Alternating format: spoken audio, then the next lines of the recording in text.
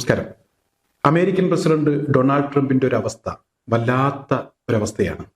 ലോകത്തിന്റെ വിവിധ ഭാഗങ്ങളിൽ നിന്നുള്ള അപ്പനുവിളി കേൾക്കണം, അതോടൊപ്പം തന്നെ ഇറാന്റെ തല്ലും കൊള്ളണം. യുദ്ധം നിർത്തുമെന്നൊക്കെ ട്രംപ് പറയുമ്പോൾ പിന്നെ എന്തിനു വേണ്ടിയാണ് ഈ യുദ്ധം തുടങ്ങിയത്? നിങ്ങൾ നിങ്ങളുടെ ലക്ഷ്യത്തിലേക്ക് എത്തിയോ? എന്തിനാണ് ഈ യുദ്ധം അവസാനിപ്പിക്കുന്നത്? ആർക്കു വേണ്ടിയാണ് ഈ യുദ്ധം തുടങ്ങിയത് എന്നൊക്കെയുള്ള ചോദ്യങ്ങൾ അതിന്റെ ഭാഗമായിട്ടാണ് ഈ അപ്പനുവിളി കേൾക്കേണ്ടി വരുന്നത്. ഈ ഒരു സമയത്ത് യുദ്ധം നിർത്താൻ തയ്യാറല്ല എന്ന് പറഞ്ഞ് ഇറാന്റെ പക്കൽ നിന്ന് വയറു നിറച്ച അടിയും വാങ്ങണം ട്രംപിന്റെ ഒരവസ്ഥ. ഈ ഒരു അവസ്ഥ മറ്റ് ലോക നേതാക്കൾക്കൊന്നും ഇതിനു മുമ്പുണ്ടായി കാണില്ല, അല്ലെങ്കിൽ ഇതിനു മുമ്പ് അമേരിക്ക ഭരിച്ച ഒരു പ്രസിഡന്റിനും ഇതുപോലൊരവസ്ഥ ഉണ്ടായി കാണാനുള്ള സാധ്യതയില്ല. അത്ര പരിതാപകരമായിട്ടുള്ളൊരവസ്ഥയാണ്. ഒരു സമയത്ത് യുദ്ധം നിർത്തണമെന്ന് പറയും, മറ്റൊരു സമയത്ത് യുദ്ധം തുടങ്ങണമെന്ന് പറയും. ഹോർമൂസ് കടലിടുക്ക് പിടിച്ചെടുക്കുക എന്നുള്ളത് അത് എൻ്റെ കാര്യമല്ല, വേണമെങ്കിൽ ചൈനയും ഫ്രാൻസും മറ്റു രാജ്യങ്ങളും ഒക്കെ വേണമെങ്കിൽ നടത്തിക്കോളൂ, പിടിച്ചെടുത്തോളൂ, നിങ്ങളുടെ എണ്ണ കൊണ്ടുപോയിക്കോളൂ, എന്നെ സംബന്ധിച്ചിടത്തോളം എനിക്കതൊന്നും വിഷയമല്ല, അമേരിക്കക്ക് എണ്ണക്ഷാമമില്ല എന്നൊക്കെ പറഞ്ഞ് ട്രംപ് എന്തൊക്കെയോ പറഞ്ഞു കൂട്ടുകയാണ്.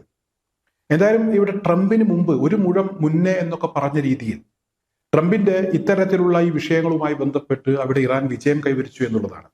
അമേരിക്കക്കും അമേരിക്കയുമായി സഹകരിക്കുന്ന കക്ഷികൾക്കും അതുപോലെ തന്നെ ഇസ്രായേലുമായി സഹകരിക്കുന്ന കക്ഷികൾക്കും മാത്രമേ ഹോർമൂസിൽ വിലക്കുള്ളൂ. മറ്റുള്ള ആളുകൾക്കൊക്കെ ഹോർമൂസ് കടലിടുക്ക് വഴി വളരെ സുഖകരമായി യാത്ര ചെയ്യാൻ കഴിയും, കപ്പലുകൾ കൊണ്ടുപോകാൻ കഴിയും എന്ന് ഇറാൻ വ്യക്തമാക്കിയിട്ടുണ്ട്. പിന്നെ ട്രംപ് ഈ പറയുന്നതിൽ ഒരു കാര്യവുമില്ല. അവിടെ ഇറാൻ വിജയിച്ചു കഴിഞ്ഞു, ട്രംപ് അവിടെ പരാജയപ്പെട്ടു. ട്രംപിന് മാത്രമാണ് പ്രശ്നമുള്ളത്, അല്ലെങ്കിൽ ഇസ്രായേലിന് മാത്രമാണ് പ്രശ്നമുള്ളത്. അവരോടൊപ്പം നിൽക്കുന്ന ഉഗാണ്ട പോലുള്ള ടീമുകൾക്ക് മാത്രമാണ് പ്രശ്നമുള്ളത്, അല്ലാതെ മാന്യന്മാരായിട്ടുള്ള ആളുകൾക്കൊന്നും പ്രശ്നമില്ല. ഫ്രാൻസും അതുപോലെ തന്നെ ഇറ്റലിയും സ്പെയിനും ഒക്കെ അവരുടെ നിലപാട് വ്യക്തമാക്കി കഴിഞ്ഞു. ഇറ്റലിയുടെ ആകാശപാത ഒഴിവാക്കണം, അമേരിക്കൻ യുദ്ധവിമാനങ്ങൾക്ക് സഞ്ചരിക്കാൻ കഴിയില്ല. സ്പെയിൻ വ്യോമപാത അടച്ചു. അതിലൂടെ അമേരിക്കൻ ഫൈറ്റർ ജെറ്റുകൾക്ക്, യുദ്ധവിമാനങ്ങൾക്ക് അതിലൂടെ സഞ്ചരിക്കാൻ കഴിയില്ല. ഇറ്റലിയിൽ ഈ കഴിഞ്ഞ ദിവസം ഒരു ഫൈറ്റർ ജെറ്റ് യുദ്ധവിമാനം അവിടെ ഇറക്കുന്നതിന് വേണ്ടിയുള്ള അനുമതി ചോദിച്ചു, അവർ സമ്മതിച്ചില്ല. എന്തിനധികം പറയുന്നു, ശ്രീലങ്ക പോലും കടക്ക് പുറത്ത് എന്ന് ഇവിടെ അമേരിക്കയോട് പറയുന്ന സാഹചര്യമുണ്ടായി. ചെറിയ രാജ്യങ്ങൾ പോലും അവർ അവരുടെ നിലപാടിൽ ഉറച്ചു നിന്നു.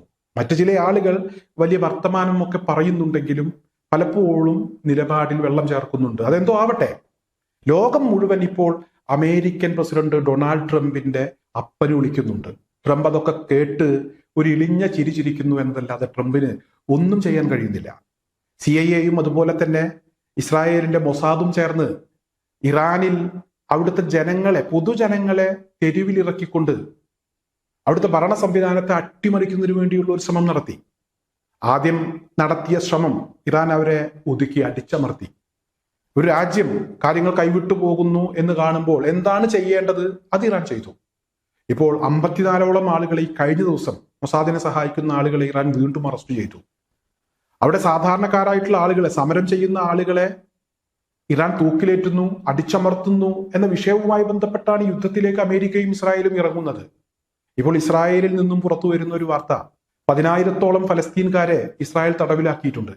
ഈ തടവിൽ കിടക്കുന്ന ഫലസ്തീൻകാരെ ഒരുമിച്ച് കൊല്ലുന്നതിന് വേണ്ടിയുള്ള ഒരു നിയമം ഇസ്രായേൽ പാർലമെന്റ് പാസ്സാക്കിയിട്ടുണ്ട്. അതുമായി ബന്ധപ്പെട്ടുള്ള വാർത്തകൾ വരുന്നുണ്ട്.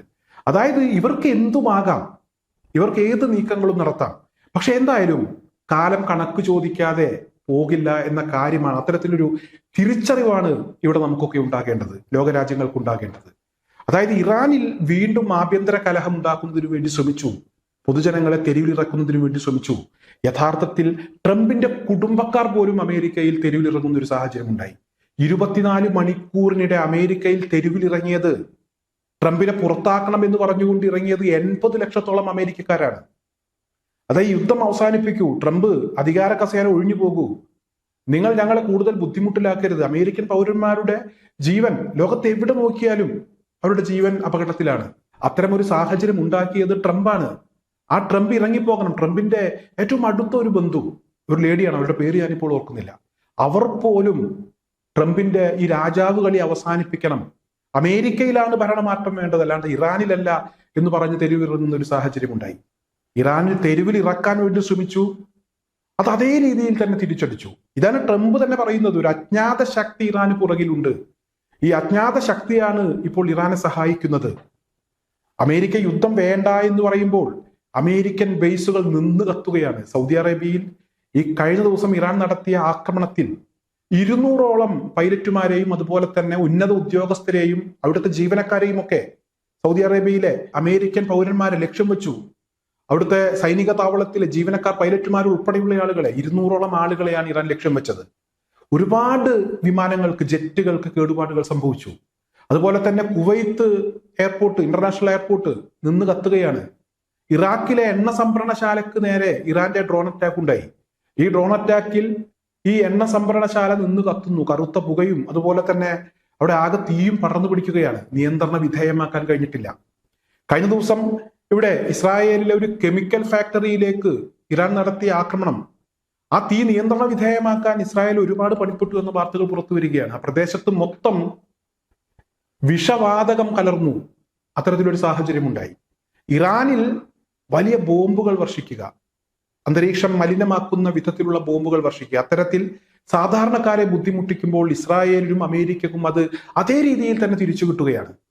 എന്തായാലും യുദ്ധം നിർത്തണം എന്നുള്ളത് ട്രംപിന്റെ മാത്രമല്ല, ഇസ്രായേൽ പ്രധാനമന്ത്രി ബെഞ്ചമിൻ നെതന്യാഹുവിന്റെ കൂടെ ആവശ്യമാണ്. പക്ഷെ ആ യുദ്ധം നിർത്താൻ തൽക്കാലം ഞങ്ങളെ കിട്ടില്ല എന്ന് പറഞ്ഞ് ഇറാൻ അതിശക്തമായ ആക്രമണങ്ങൾ നടത്തുകയാണ്. ഹിസ്ബുള്ള ഇവിടെ തെക്കൻ ലെബനോനിൽ വലിയ ആക്രമണമാണ് അവർ നടത്തിക്കൊണ്ടിരിക്കുന്നത്. അതിർത്തി കടന്ന് ഇസ്രായേൽ അവിടെ കൂടുതൽ പ്രദേശങ്ങൾ പിടിച്ചെടുക്കുന്നതിന് വേണ്ടി ശ്രമിക്കുമ്പോൾ അവർക്ക് വലിയ സൈനിക നഷ്ടം ഉണ്ടാവുകയാണ്. ഹൂത്തികൾ ഇവിടെ ഇസ്രായേലിലേക്ക്, ടെല്ലവീവിലേക്ക് ഈ കഴിഞ്ഞ സമയങ്ങളിലും മിസൈൽ അറ്റാക്ക് നടത്തിയിട്ടുണ്ട്. ടെല്ലവീവിൽ ഇറാന്റെ വക ക്ലസ്റ്റർ ബോംബുകൾ വർഷിച്ചിട്ടുണ്ട്. ഇത്തരത്തിലുള്ള ആക്രമണങ്ങളൊക്കെ ഒരു ഭാഗത്ത് അതിശക്തമായി നടക്കുന്നു. ചില ആളുകളൊക്കെ ചോദിച്ചിരുന്നു, ഹമാസ് എവിടെ? ഹമാസിനെ അവസാനിപ്പിക്കുന്നതിന് വേണ്ടിയാണ് ഗസയിൽ ഇവിടെ ഇസ്രായേൽ ഒരുപാട് സാധാരണക്കാരെ, നിരപരാധികളെ കൊന്നുകളഞ്ഞത്. ഇപ്പോൾ ഹമാസ് കൂടെ രംഗത്തെത്തിയിരിക്കുന്നു എന്നുള്ളതാണ്. ഹമാസ് ഇവിടെ ഹൂത്തികളുടെയും അതുപോലെ തന്നെ ഹിസ്ബുള്ളയുടെയും ഇറാന്റെയും ഒക്കെ സംയുക്തമായിട്ടുള്ള ഈ ആക്രമണത്തെ, ഈ ഏകോപനത്തെ എടുത്തു പറഞ്ഞുകൊണ്ട് അവർ രംഗത്തെത്തിയിരിക്കുകയാണ്. അത്തരത്തിലുള്ള ചില വാർത്തകൾ കൂടെ പുറത്തു വരുന്നു. ഇറാഖിലെ ഇവിടെ ഇറാനെ അംഗീകരിക്കുന്ന ഇറാന്റെ പ്രോക്സി ഗ്രൂപ്പുകൾ അവർ അതിശക്തമായ ആക്രമണം ഇറാഖിനകത്ത് ഉടനീളം നടത്തിക്കൊണ്ടിരിക്കുകയാണ്.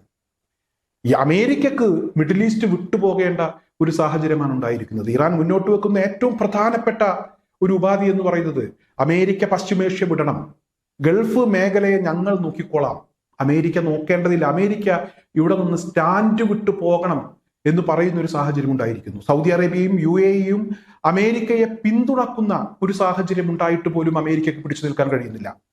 ഖത്തർ തീരത്ത് ഒരു ഓയിൽ ടാങ്കറിന് നേരെ ഇറാന്റെ മിസൈൽ അറ്റാക്ക് ഉണ്ടായിരിക്കുന്നു. ഈ ഓയിൽ ടാങ്കറിന് കേടുപാടുകൾ സംഭവിച്ചിരിക്കുന്നു. എല്ലാ മേഖലകളിലും അമേരിക്ക പറയുന്നു ഇറാന്റെ വ്യോമ പ്രതിരോധ ശേഷി, വ്യോമാക്രമണം നടത്താനുള്ള ശേഷി അത് ഞങ്ങൾ തകർത്തു കളഞ്ഞു, സൈനിക ശേഷി പൂർണ്ണമായും ഞങ്ങൾ തകർത്തു കളഞ്ഞു, അവരുടെ മിസൈൽ ശേഷി ഞങ്ങൾ തകർത്തു കളഞ്ഞു എന്ന് പറയുമ്പോൾ സർവശേഷിയും അവർ എടുത്തുകൊണ്ട് എല്ലാ നിലക്കും അമേരിക്കയെയും ഇസ്രായേലിനെയും തിരിച്ചടിക്കുകയാണ്. ഇത് ലോകം കാണുകയാണ്. അമേരിക്കൻ പ്രസിഡന്റ് ഡൊണാൾഡ് ട്രംപിന്റെ വാക്കിന് ഒരു വിലയുമില്ലാത്ത ഒരു കാഴ്ചയാണ് നമുക്ക് കാണാൻ കഴിയുന്നത്. എന്തായാലും ഇപ്പോൾ അമേരിക്കക്ക് യുദ്ധം നിർത്തണമെന്നുണ്ട്. പക്ഷേ ഒരിക്കലും ഈ യുദ്ധം അവസാനിപ്പിക്കാൻ ഞങ്ങൾ തയ്യാറല്ല. പുതിയ ചില ലക്ഷ്യങ്ങളെ കുറിച്ചുകൂടെ ഇപ്പോൾ ഇറാൻ പറയുകയാണ്. അമേരിക്കൻ കമ്പനികളായിട്ടുള്ള ഗൂഗിൾ, മെറ്റ തുടങ്ങിയ കമ്പനികൾക്ക് നേരെ വ്യാപകമായ ആക്രമണം ഉണ്ടാകുമെന്ന് വ്യക്തമാക്കിയിരിക്കുകയാണ്. ഗൾഫ് മേഖലകളിലെ സൈനിക ബേസുകൾ ഒഴിവാക്കിക്കൊണ്ട് ജീവൻ രക്ഷിക്കുന്നതിന് വേണ്ടി സിവിലിയന്മാർ താമസിക്കുന്ന പ്രദേശങ്ങളിൽ അമേരിക്കൻ പട്ടാളം അഭയം തേടിയിരിക്കുകയാണ്. ഇനി സിവിലിയന്മാർ താമസിക്കുന്ന മേഖലകളിലേക്ക് കൂടെ ഞങ്ങൾ ആക്രമണം നടത്തേണ്ടി വരും. സിവിലിയന്മാർ ഇവിടെ ഈ അമേരിക്കൻ പട്ടാളക്കാരുള്ള ഭാഗത്ത് നിന്ന് മാറിപ്പോകണം എന്നുള്ള ഒരു നിർദ്ദേശം ഇറാൻ ഇപ്പോൾ മുന്നോട്ട് വെച്ചിരിക്കുകയാണ്. അത്തരത്തിലൊരു വാണിംഗ് കൊടുത്തിരിക്കുകയാണ് ഗൾഫ് മേഖലകളിലുള്ള സിവിലിയന്മാരോട്. പ്രത്യേകം അത്തരത്തിലൊരു നിർദ്ദേശം ഇവിടെ ഇറാന്റെ ഭാഗത്ത് നിന്ന് അവർ കൊടുത്തിരിക്കുകയാണ്. അത്രമാത്രം ഭയപ്പെട്ട് കഴിയേണ്ട ഒരു അവസ്ഥയിലേക്ക് അമേരിക്കൻ പട്ടാളക്കാർ പോയിരിക്കുന്നു. ഇത് അവരുടെ ജീവിതത്തിൽ ആദ്യമായിട്ടായിരിക്കും ഇത്തരത്തിലൊരു അവസ്ഥ. ഇതിനു മുമ്പ് ഇത്തരമൊരു അവസ്ഥ അവർ അഭിമുഖീകരിച്ചു കാണില്ല. അത്ര ഗതികെട്ട ഒരു അവസ്ഥയിലേക്ക് അവർ പോയിരിക്കുന്നു. ചോദിച്ചു വാങ്ങിച്ചതാണ്. ഇറാനിൽ ആഭ്യന്തര കലഹം ഉണ്ടാക്കാൻ വേണ്ടി ഇറങ്ങി പുറപ്പെട്ട ആളുകളുടെ നാട്ടിൽ വലിയ ആഭ്യന്തര കലഹം രൂപപ്പെട്ടിരിക്കുന്നു. ഇറാനിൽ സാധാരണക്കാരെ, സമരം ചെയ്യുന്നവരെ കൊല്ലുന്നു എന്ന് പറഞ്ഞ ആളുകൾ ഇപ്പോൾ സമരം ചെയ്ത ആളുകളെ കൂട്ടത്തോടെ കൊല്ലുന്നതിന് വേണ്ടി നിയമം പാസാക്കിയിരിക്കുന്നു. ഇത് ലോകം കാണുകയാണ്, ലൈവായി കണ്ടുകൊണ്ടിരിക്കുകയാണ്. ഇത്ര ഗതികെട്ട നാണം കെട്ട ഒരു അവസ്ഥയിലേക്ക് ഇസ്രായേലും അമേരിക്കയും ഇതിനു മുമ്പ് പോയിട്ടില്ല. എന്തായാലും ഒരു തിരിച്ചുവരവ് അമേരിക്കക്കും ഇസ്രായേലിനും ഇനി ഉണ്ടാകുമെന്ന് തോന്നുന്നില്ല. ഊതി വീർപ്പിച്ച ബലൂൺ, അതിനകത്ത് മറ്റൊന്നുമില്ല എന്ന് ലോകരാജ്യങ്ങൾ തിരിച്ചറിഞ്ഞിരിക്കുന്നു. ആ തിരിച്ചറിവ് ഇറാൻ ലോകരാജ്യങ്ങൾക്ക് കൊടുത്തിരിക്കുന്നു എന്നുള്ളതാണ് സത്യം.